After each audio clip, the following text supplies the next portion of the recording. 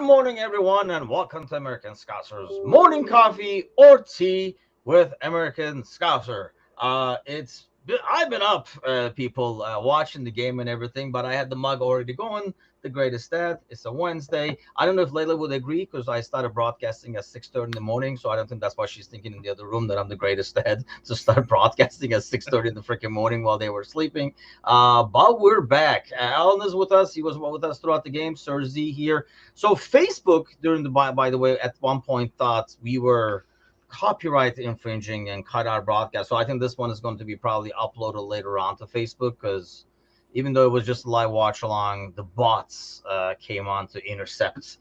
So I had to do the whole appeal and all that kind of stuff. But we have the gang over here. Capitan Virgil, what's up, John? What's going on? I'm good, man. We just got smashed by Bayern, conceded 4 goals just like that. I guess I'm all right. I didn't catch the game. That's for y'all who are wondering. But hey, I heard we could take some positives from it, so I guess that's what we're going to talk about today. And yes, clearly another person who has not watched the game based on the hashtag, Anan is with us. What's going on, Anan? How's it going? What up? Listen, I don't need to watch the game to tell you that it's Darwin season, baby. Even if he missed a chance or two, it's okay. It's preseason and it's Darwin season. So I don't know if you guys saw the lineup. Like I say, Matush and I did a live watch along, and I'll be honest, like looking at that game, every concern I had going into it are still concerns. I was right to be concerned, kind of a thing. It was more of a confirmation. But there are some like positives to go off of. Alan says positives, Diaz, Doak. So first off, let's start with this. So the starting lineup was up top was Mo, Gakpo, Jota. Do you guys think that's the starting trio against Chelsea, John? Well, I believe I said this last Monday with Matusha. I think that our best front three in terms of balance is Salah, Gakpo, and Diaz. As much as I love Jota, he's not as good in terms of influencing the build-up play. And I do feel like Diaz on the left side really gives that unpredictability that we missed since prime Sadio Mane. So I do feel like that might be the front three come Chelsea. But Nunez has been banging in the goals this preseason. As Anand said, it might be Darwin season this year. So I honestly wouldn't be surprised if Klopp goes with either Salah, Darwin, or Jota, or Salah, Darwin, and Diaz, honestly. But yeah, I do feel in terms of balance, Gakpo, Diaz, and Salah is the way to go. Subject to change. Honestly, watching this game, I will be surprised. If Nunez starts opening day against Chelsea, I will be very, very surprised, to be honest with just watching by today. But so when the 11 came out and on, I mean, there was, I think Michael was like on the Discord channel joking, is like Chelsea lineup is revealed and stuff. I mean, I think the clear substitution was probably Konate for Matip. But aside from that, do you think that's regardless of what business gets done between now and then, do you think this is our starting lineup, hoping McAllister's injury is nothing major? Yeah, I think the midfield will be that, because I saw Szoboszlai, McAllister, and Jones starting, and I think we discussed that Jones might be the guy to come in to kind of balance that midfield, just to make sure we've got guys that played in that lineup before. But when it comes to the front three, I still think Darwin starts, and I still think Diaz starts on the left. I don't think both Darwin and Diaz will be on the bench come opening day. You ask me, I think Darwin starts as the number 9, and I think Diaz starts on the left. But you never know. We still got one more preseason game, I think. Yeah, against Darmstadt. But I expect, to me at least, this was, and that's why we were like, hey, let's do the live watch along with this. To me, this was the last solid test against a good team, kind of an ordeal. I think before today, I really thought it would be more Jota based on his form, and he still could be. I mean, that was a beautiful assist, the first goal. I definitely think Gakpo is starting in the middle. But I can see Diaz. We saw, I mean, that was probably one of the highlights, one of the rare highlights of the second half, I would say, was probably Diaz. He did lose the ball in a couple of odd spots, but I don't know, those looked worse than they would be because our defensive midfielder is not expecting that and was too wide to the other side and stuff like that. I mean, one thing that we did see is Jones as defensive midfielder is not a great experiment. I was about to ask, because I did suggest that during our last show, right? Jones at the 6. By the way, let's address this Monday morning show while we're at it over here. While I'm rotting away, waiting in the lobby of the Turkish consulate over here, the show was going on. I'm like, so let me look at the beginning of the show over here. And Matusha's intro, that's supposed to be apparently me, like the Polish version of me, was horrific. Nowhere close. And then, first of all, you would think that's insulting enough. I'm watching that. I'm like, this is supposed to be me? Come on. And then it goes to John, and John is like, I'll give that a 9 out of 10 and stuff. And I'm like, you gotta be kidding me. Like, we had to guess ourselves up, Tim. Like, we were down one man. We had to get the vibes in, man. So I feel like Matusha and I did a pretty solid job, man. Like, definitely a solid job of hosting, but definitely, don't quit your daytime job and do like impersonation. That was not good. That was not good. So let's go back to Jones. I mean, obviously, you guys did not see the game in full, and I mean, I know John, you said you watched the second half, but now where John was there, but man, it does not look right because, and not because it's John's Anan, but I think it's not because it's like Jones' play overall. I think he plays there like he's playing on the left side of midfield. Like some of the things he does, some of the movements he does, like he tries to do a move or something like that, where you can get away with that where you're at because there's a defensive midfielder behind to sweep it up. But when he does it there, it's either 1v1 with the goalie or you're just exposing poor Matip over there. Yeah, and it's funny because we talked about it last week, I think, and I was like, well, imagine Jones at the 6 trying to dribble through everybody. And I'm like, okay, I see it. And apparently he did it. That's not good. But yeah, Jones isn't the guy to play there. I know. And that's why I still don't think this is the finalized starting 11. I still think we're experimenting. I think Jurgen experiments a lot in preseason. And I just don't think that might be it. I saw the lineup and I'm like, wait, McAllister, Szoboszlai, and Jones. Holy crap! Go back to sleep. So yeah, I just don't see it happening. And I'm gonna stick to it. I think we might see Trent at the 6 come start the season, and that's just that might just be it because we haven't signed anybody. Now we've turned. I'm sure we'll talk about it, but now they're looking at somebody else. Lavia's not getting done. I don't know, man. I don't know. I don't want to panic, but I'm panicking. I feel you, man. I feel you. Like last preseason game, and we still don't have a solid option at the 6. We're basically putting up like square pegs in round holes, basically. I saw. That's what it looks like there, and it's not fair to Jones. Again, it's like the same as when we played him as a left winger. I mean, it's not fair to the player when you play him out of position and then people judge him based on what he does. I don't think this is like Jones. I think Jones would just do fine.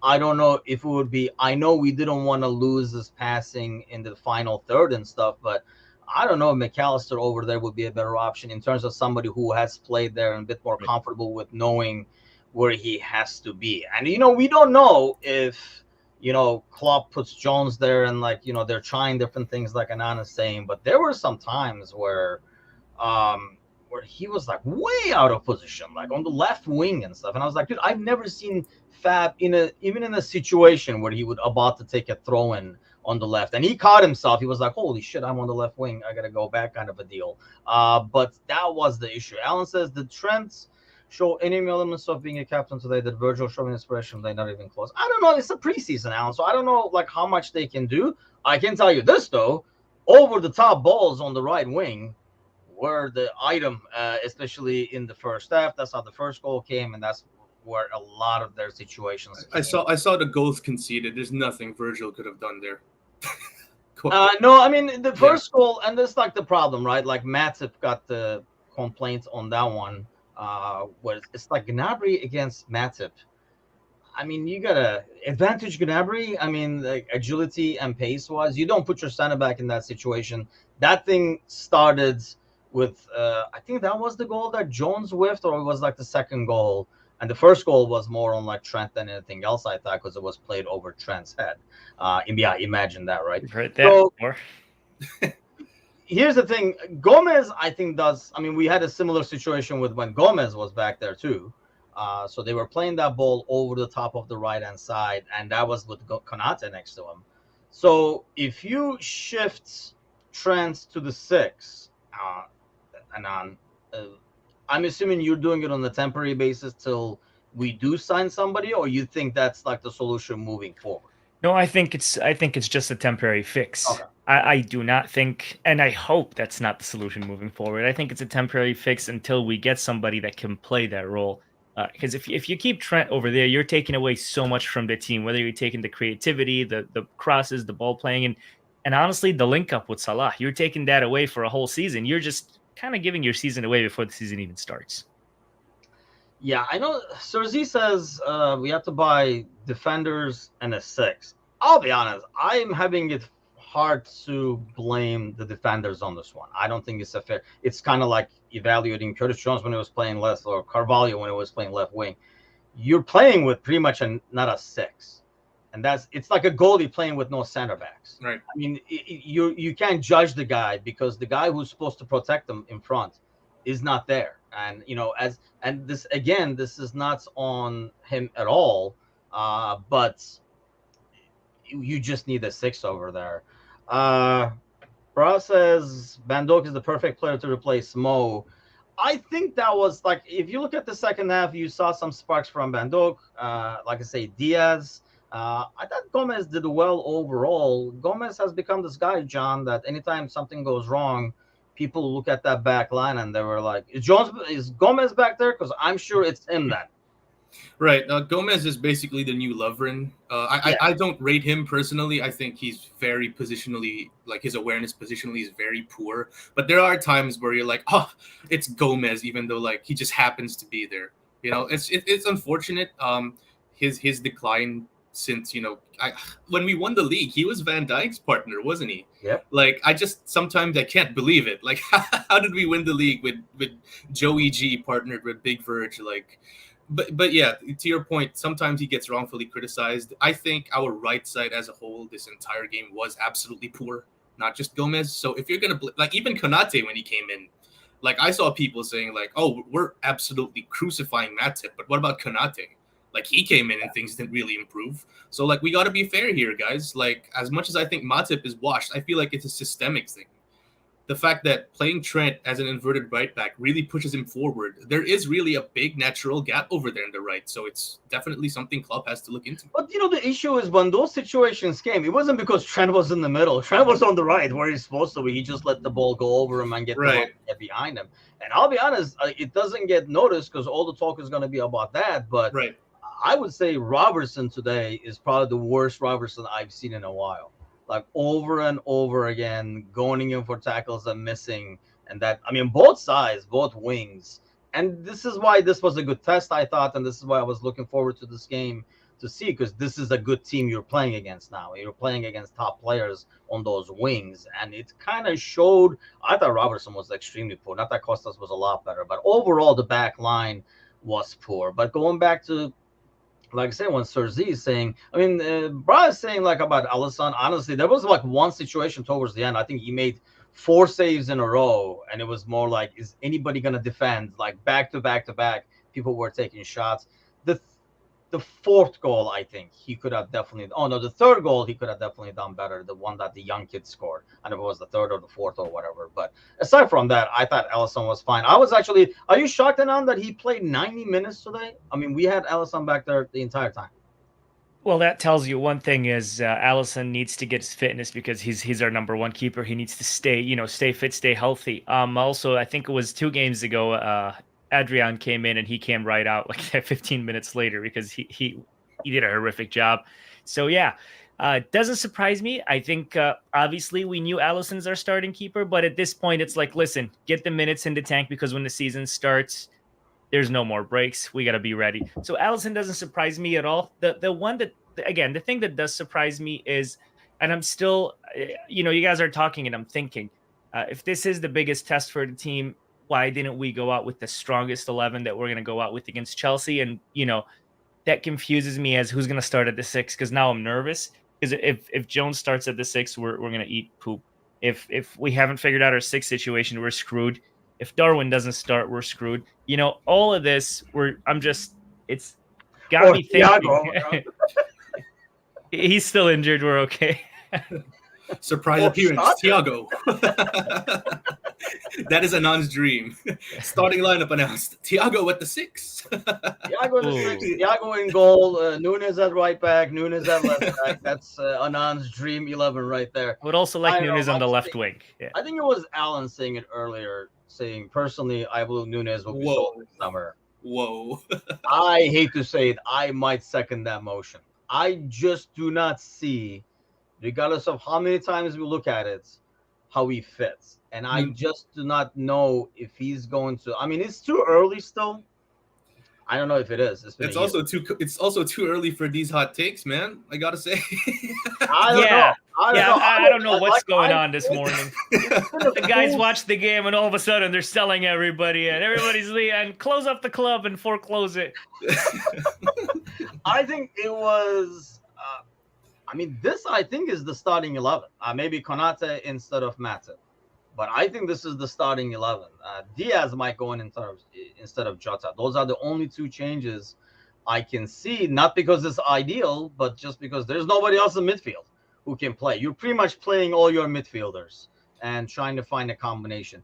I think a more safer combination would be Mac at the 6 and Jones back to his normal spot. Because I think maturity-wise, experience-wise, Mac can control himself and play defensive midfielder more than Jones can.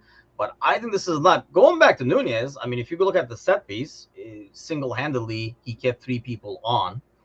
And I was going to ask you this, actually, Anand. I asked Gally at the Monday Night Podcast. We even talked about it during the live show this morning. I mean, he did praise Nunez, but he also talked about the importance of being able to defend for people playing up front. The moment he said that, to me, that sounded like that was directed at Nunez, only because he is the one that probably is lacking in that department the most in terms of keeping that responsibility. I know you're a huge Nunez guy, but do you think that's going to be ultimately what's going to cost him?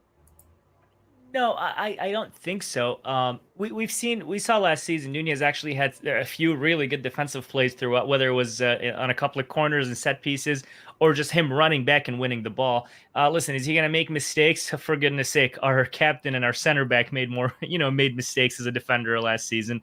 We're talking about all our defenders made big mistakes last season. Doesn't mean they're going to cut it. Mistakes happen, and especially from a striker, I don't even think about that. I don't expect my striker to be the next Maldini. I don't expect my striker to be the next Cannavaro. You're going to defend. If you make a mistake, it happens. We shouldn't be at a place where like, oh my God, we need our striker to defend or we're screwed. That's what Klopp is saying. If we reach that level, there's no reason why we should even sign defenders at this point. Let's sign a bunch of strikers, tell them, listen, we need you to back 30 goals each and defend the whole game. And it's not going to work out. I saw Nunez last season. He was able to defend somebody, get set pieces, free kicks. He came back and won the ball a few times. That's why last season I kept saying when Nunez is on the field, the intensity goes up because he's running, he's putting pressure, he's doing a lot. Does he make mistakes? Absolutely. Everybody does. So I'm not gonna grade him based on what he can do defensively. I'm gonna grade him based on the job we need him to do, which is bag a lot of goals. And last season, he missed a lot of goals. This season, he can't do that again. And that's why I'm pushing this agenda that it's Darwin season, because I don't see him missing as much as he did last season. And, I get up and I look at my phone and I get a text and my friend is like, oh, there's your boy missing a chance, and I see and I see it. I'm like, oh my God, this is not a good start to the morning, but it's going to happen. The best players in the world miss chances. The question is he going to miss as many as he did last season, or is he going to capitalize on the ones he missed last season, score? That's how I'm going to grade him. And I'm not going to grade him till come December, where I say, okay, there is an improvement, there is no improvement. And then I'll stop pushing the agenda, but we'll see how it goes. See, I don't understand. That's like the Nunez glasses you're wearing there. I totally disagree. One, I think it's brings up the energy level because it suddenly becomes chaos. And that chaos is good going forward, but it's not good going back. Yeah, those must be your Nunez glasses. Yeah, put those on. Yeah, and then you can switch them for like a Thiago one. Just take that one off, and then put the. But the Thiago ones are broken. They're being fixed. Of course. It's defending that basically when your manager says and I think every manager says this now, that the defending starts up top.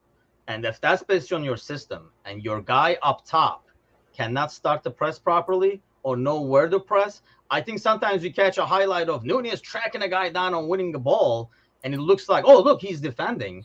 But that's not the defending I'm talking about. That's the defending I'm talking about is shape and when we're pressing, which I thought we did really, really well in the first half. And it totally went to shit in the second half. You can say, well, the people around them were not the same people either, but it totally changes when Gakpo and Jota are up there. Our press changes. And the problem is, in this system, if you do not defend up top and stop that ball, that line is so high, it gets exposed. And I don't care who you have, how many defenders we sign. If you leave it exposed, a winger is always going to outrun a center back. I mean, even Van Dijk in his prime is the only guy I can remember in like the last decade who can run down a fast forward as a center back. And I think that's my worry with Nunez. Sergi says he's getting too much criticism. He'll come good. Robo's drop in form is making Nunez look worse than he is. I would agree to that. Robo definitely was bad. And I don't care. Like, he missed the sitter. My criticism is definitely not for missing the sitter. Yes, he should finish that. Earlier, he had another one, a set piece where you would think he would connect better. Striker is going to miss goals. I mean, Mo misses goals. As long as the numbers are there at the end, like you're saying, Anand, I'm okay with that. I am more worried about defending, though. And in terms of, like, doing what you're supposed to be doing.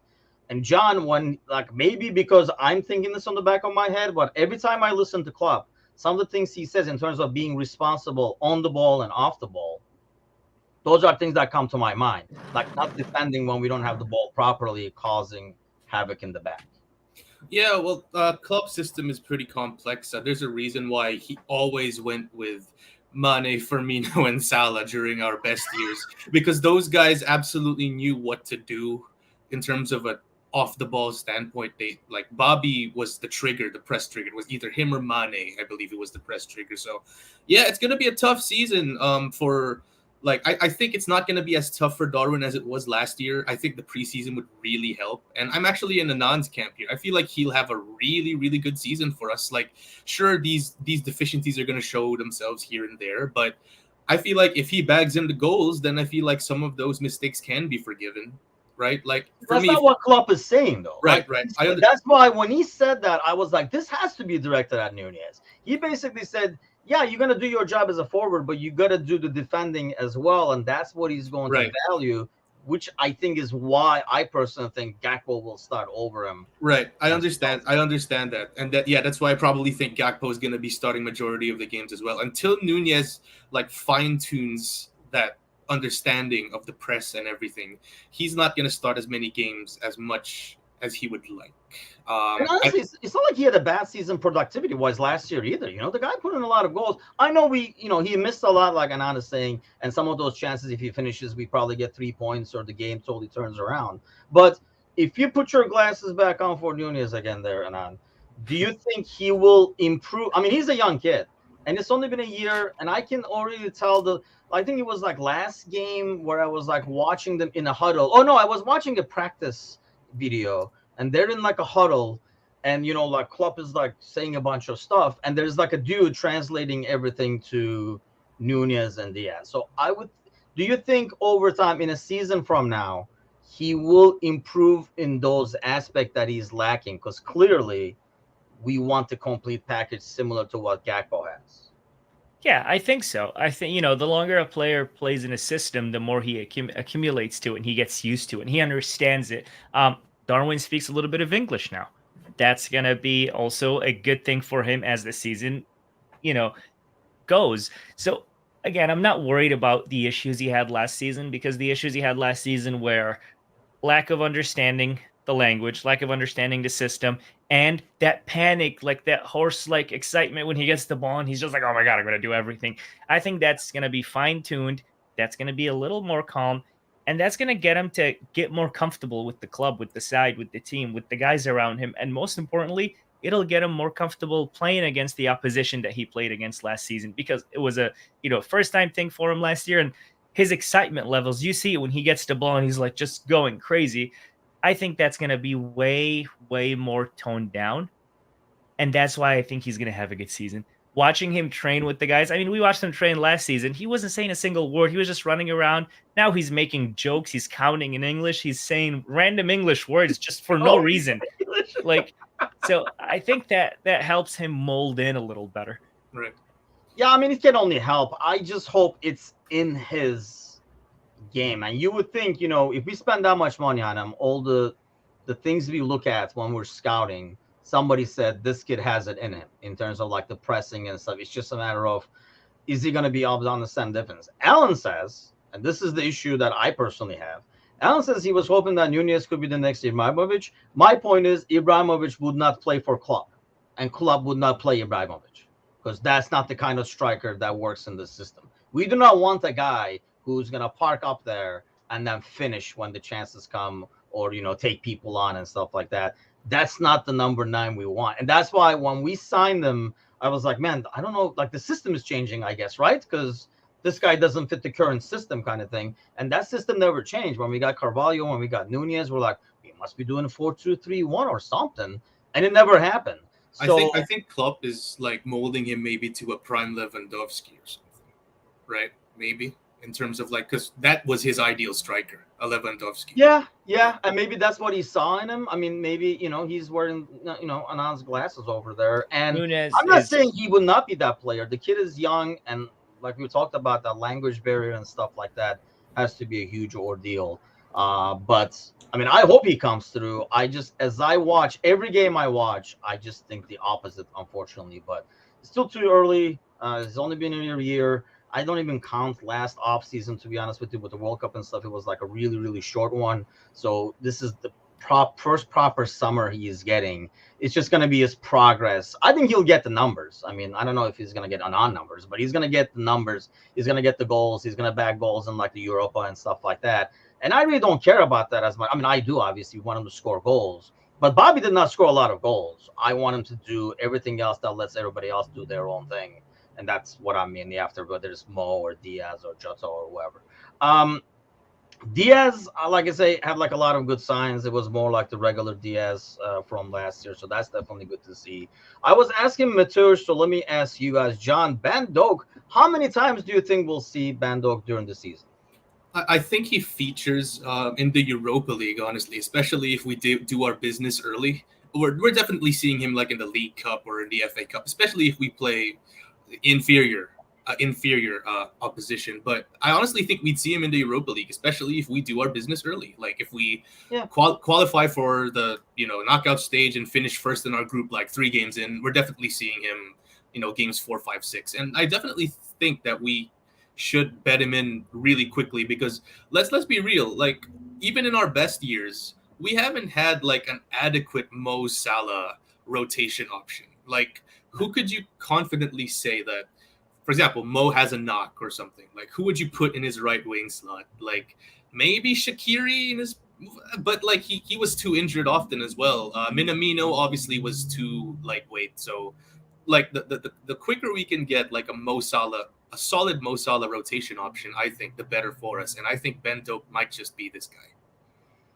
Yeah, I think Mateusz put it at 20 to 25 appearances. What do you think, Anand? I mean, that sounds about right to me, because that includes him kind of like waltzing in like the 82nd minutes to give Mo like 8-minute rest and stuff like that too. But do you think you see Bandok there before you see, let's say, Diaz playing on the right and Jota on the left, for example? No, I don't think so. What we've seen with Jurgen is a lot of these kids that they show up, they play a few games here or there, and then they vanish completely. And then it happened last year with Ben Doak. We're like, oh my god, and then we're like, okay, where's Ben Doak? So I don't see him making that many appearances. Listen, if we're up 3-0, 4-1, whatever it is, minute 90 plus, he'll come on and get a jog here and there. I just don't see him getting the Harvey treatment where he's coming in minute 60 every game or minute 70 and getting him a couple of 20, 30 minutes. I just don't see that. I think if Salah is out, we'll see Diaz there before him. We'll see Gakpo there before him. We'll see Harvey there before Ben Doak. But yeah, listen, it's the League Cup, the Carabao Cup, whatever, FA Cup, or it's Europa and we're playing against a team in Azerbaijan and it's like we've already won the first game and we're winning the group, like John said. Sure, we'll see the guys play, but other than that, I don't think he features an important role for the club at all this season. Wouldn't be surprised if he even gets loaned out. But for now, I just don't think that that's what we're looking at, which is using the youth. I think now the main focus is getting the starting 11 and getting backup for those guys with the current guys that we have that are high level, not youth, not younger guys. It's just a Jurgen thing. You'll never see him using the youth very much when he doesn't need to. Yeah, that's fair. I feel like Doak has something going where he will earn those minutes, 20 to 25. Like I say, if you're counting a couple of those, like, yeah, waltzing in, I think that might happen because of the Carabao Cup. And I do agree with John. I think he will get some Europa looks, especially in the group stages if we're kind of like locked in. Or that's going to be interesting, right? How much we rotate when we're doing that, knowing there's a game coming up on Sunday and stuff. And right. I think part of the reason is you never see somebody replacing Mo. Is Mo never wants to come out, and he does not like coming out. So it'll be interesting to see. I hope he does get an opportunity because the kid is a lot stronger than he looks. He has the pace, and there was a couple of times where he made a run into the box, and my thing was like, is he going to be able to play the right ball now? And in those cases, he does. Like, he does play the right ball to create chances. It's just not like a put your head down, run down the right-hand side, and then make a cross that is going to get easily intercepted kind of thing. So I think there's a lot of potential. So it'll be interesting to see what he does. He's very good with the ball at his feet, too. He's very, very good with the ball. So, no, he's fun to watch. I just think he isn't ready yet, and he isn't the club kind of guy just yet. Yeah, I mean, that's fair, and I can see that. It depends on how much rotation, right? I mean, that's why I wouldn't want him loaned out. I think Serzi was mentioning it, like, to cover during January. Obviously, we're going to be missing somebody there. But I don't think, like, for example, Mo goes to AFCON and then they're like, Ben, you're the new right wing. I think that's when we do see Diaz on the right, like Serzi is saying. But, yeah, he does come off, and then Bendo goes in for him and stuff like that after a while. I think we're going to see more of that. So let's get back to our ordeal over here on our way out. Still looking for a defensive midfielder. The new rumors coming out, Anand, do you think that's actually legit? Mind you, they were saying, they're going to buy the kid from Fluminense, but he wouldn't come till January. Andre, right? Yeah. Or is it just like, we're getting more word out there so that Southampton says, okay, we'll take what you guys are giving? I'd say it's a little bit of both. I think it's a smokescreen in hopes of it happening as well, where we would sign both him and Lavia. Because I saw a really funny tweet where it's like Liverpool's biggest summer rebuild minus 4 midfielders, like so addition by subtraction, baby. Yeah, exactly. So I think we need two central midfielders. We don't need just one because guess what? We signed Lavia. He accumulates the 5 yellow cards, whatever, right? Yeah. He gets a red card. He's injured. Now what? We're back at the drawing board. It's the game's 38 matches long in the Premier League, 127,000 games in the Europa League. And we've got all these games. And what are we going to do with only one holding midfielder that's 19 years old in Lavia? I think we need two. So I think we go in and get Andre. I think we go in and push for Lavia. And we try to have 2 holding midfielders in which we can rotate, in which we can even use at the same time if needed, depending on what kind of match we're playing. But to put all your eggs in one basket and say, listen, it's Lavia or nothing, that's madness. It's kind of what we did last season. We're like, it's all or nothing. Let's sign Darwin Núñez. Here's a lot of money. And then if it doesn't work out, we're like, oh my God, what happens next? Can't do that. You need to go in, you need to get 2 holding midfielders, and you need to do it fast. You've got 9, 8, 7, 10 days, whatever it is left till the season starts. Every single team in the Premier League, you can look at them and say, that's their starting 11. That's their starting 11. That's their starting 11. You look at ours and you're like, okay, so who can we take from defense to put in midfield? And what do we do? Like, that's not a good look. Andre's a smokescreen to get Southampton to bite. But once that's done, we are going to go for him. This is the only logical thing I would do if I was Liverpool Football Club. Because I think, he would be coming in January anyway. So it kind of gives you time to vet in. And, you still have Thiago, right? And Basetic, who are like starting practice, I think now, right? I mean, you probably are watching. You're on Thiago watch. Where are we at with Thiago? Thiago's training. He's he looks good too. Happy, smiling, beautiful hair. So no, he's Thiago's training. I haven't seen Basetic do any running, but I have seen Thiago get ready to go. And listen, Thiago will start at the 6. Anand, I have to ask you this. Sorry to cut you off there, but you prefer bald Thiago or Thiago with hair? Bald. Bald? Thiago. Yeah. Explain. That Explain didn't why. even sound right when he answered that. Listen. He, like almost like drooled a little bit when he was No, saying listen. that. It looked Well, like maybe it's just a here's camera. the thing. I don't know. Bald Thiago gives me like that vicious, mean look. Like, with hair, Thiago looks like he'd be like, "Hola, señor," you know, like a really nice guy. I don't like it. You know, I like a vicious Thiago, just ready to break people's legs. And speaking of which, if he's fit by the opening game, he will start at the 6 because that is the only logical thing. And not because I like him. I just pray to God he starts there because it's the only logical freaking solution to Unless that problem. he plays against Darmstadt, I don't think he is. Yeah, I would don't just throw think him in there. Yeah. plays preseason. I doubt he would. So Sergi says we didn't really lose that many players. Ox and Nabi don't count. We're now saving millions on the wages that have left the club.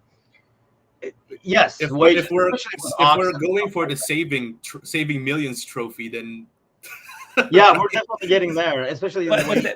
But the I thing think that is, allows you to invest those wages at lower wages and use that money for like signing fees, which I'm okay with.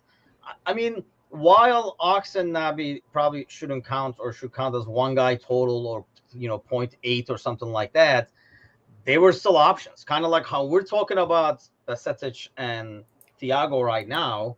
You had the luxury of saying like Ox might be back, Nabi might be back. We don't even have that right now. Like there's nobody who can be back. When McAllister got hurt at the end of the half, I was like, we're screwed. Like there's nobody who can go in midfield. well, we're also forgetting. See, yeah, when we say we lost many players, honestly, I don't even think of Ox and Nabi. I think of Hendo, Milner, and Fabinho.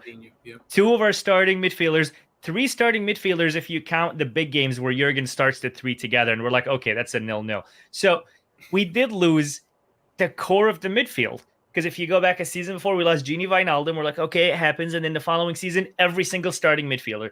We don't have a midfielder that started last season in the team right now, outside of an injured Thiago. So we didn't lose that many players, yes, because Nabi and Ox didn't play. But we lost our most important midfielders because we literally lost our captain and our only holding midfielder, and James Milner, who was literally the guy that started every game we needed to get a dirty job done or filled in the role of every possible position. He played right back, left back, center back, holding midfielder, attacking midfielder, right wing, left wing when we needed him. So we didn't lose that many players by number, but we lost that many players by role in this club. And that's why we're panicking, because we're like, okay, we've got 2 brand new midfielders, 1 very injury prone midfielder, and a bunch of children in this club. What do we do? I think the issue is if you did like a depth chart, like you put the top guy and then the guy underneath it, and maybe like the third possibility. If you look at defensive midfielder, it was probably Fab, Hendo, Milner. It's like you dropped a grenade in there, and that position has just blown up. There's nobody there who can step into it. Yeah, and to your point, if we do a depth chart now, it would be every starter and their other 3 backups are the guys starting in the other positions. So it would be Szoboszlai, McAllister, Jones, McAllister, Szoboszlai, and like that's horrific. Let me just say, there's a ton of pressure from McAllister and Szoboszlai to get accustomed to the system very quickly. Like sometimes I think we forget like how talented they are. They're still new. Like there's still an adjustment period for them. And McAllister getting injured here, although I just checked on Twitter, club said it's just a knee to knee, so he's fine. If it was an important game, he could continue. So thankfully that's there. But to my point, if we're banking a lot on these 2 boys to really get into the system right away, so it's instead of betting them in as club would usually do. So it's immense pressure on them. I mean, I back them to conquer it and to push forward and establish themselves as their starting midfield. But I remember you guys earlier, a few weeks ago, you said there's no way both Sab and McAllister start the first game of the season. Probably Henderson would start or Fabinho will start, and then we'll ease them in, which is the most logical Jurgen thing we've seen with every possible signing. And now it's like, guys, if you don't start, we kind of have nobody to start. Right. So these guys are going to feel a huge amount of pressure on them to start the season. And if it doesn't go well, my God, the amount of pressure they're going to feel after that game. Yeah, So and you look at those both of them. I mean, their quality is. I mean, you can tell their quality, especially on the ball with our quick passing midfield. I mean, that was something that was definitely nice to see in terms of how the ball moves and some of like the triangles we're setting up and stuff like that. That was definitely a positive. And I think defensively, we don't have to be as concerned with those two, but you need someone solid behind them to say, I got this, and we don't have that. And I think, and I realize obviously we didn't plan for the whole Fab handle thing, but that's why I know Basetic injury does not help. Maybe that would have been hey, that's the backup plan we have. It's just that I think that's why it's kind of frustrating that we're kind of dragging this out, especially after seeing today again, confirming the problem that you have. I mean, you have a problem there. So something has to be done. And let's face it, even if the deal gets done today, and I think that's what we're chatting in the Discord channel. I mean, they wouldn't be joining the team, even if we signed them over the weekend or Friday or whatever. They wouldn't join the team until they came back from Singapore anyway. But now is the time. I really thought we would hear something yesterday. Still nothing today. I felt like the moment the Fabinho money hit the bank, maybe it takes 48 hours for the money to hit, but the Lavia deal will be done. Go ahead, Anna. So another thing, Southampton are playing hard to get with older players. I don't know if you noticed, Tottenham pulled out of the deal to sign Ward-Prowse just because of how high they're evaluating him. Yeah. And they said, you know what, keep him. So Liverpool are essentially doing the same thing. You know what, keep him. Do you want unhappy players in your camp? So what Liverpool want, what Tottenham want, is these players to kind of turn on their team and say, I don't want to be here. I'm out. And that's where they'll be able to push for those players. But other than that, they're putting price tags on these guys like they're prime Messis and Ronaldos, and it makes absolutely no sense. But this is what they do when you drop down to the championship. You want to keep all the talent that you have so you can come back up. You put high prices on them in hopes of nobody buying them. But now in modern day football, the guys are going to be like, here's a transfer request. I'm out. Now you're going to sell me.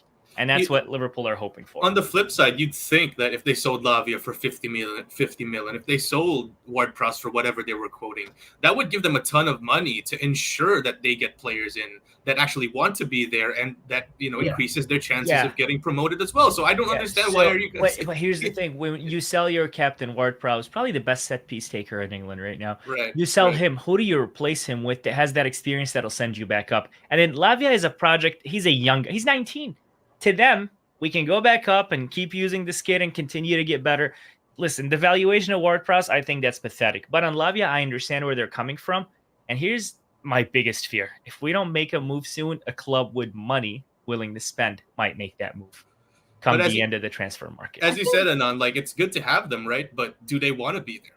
That's exactly what Liverpool are playing on. We don't want to be there. We're going to sell it. Basically, we did to Lavia what Gerrard to the Hendo.